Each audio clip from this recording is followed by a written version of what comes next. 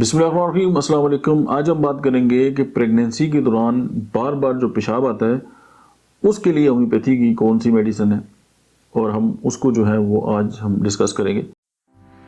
آپ کی صحت کے بارے میں مزید ڈسکس کرنے سے پہلے اس ویڈیو کو لائک کریں، ڈاکٹر احمد اعجاز آفیشیل یوٹیوب چینل کو سبسکرائب کریں اور بیل آئیکن پر ضرور کلک کریں۔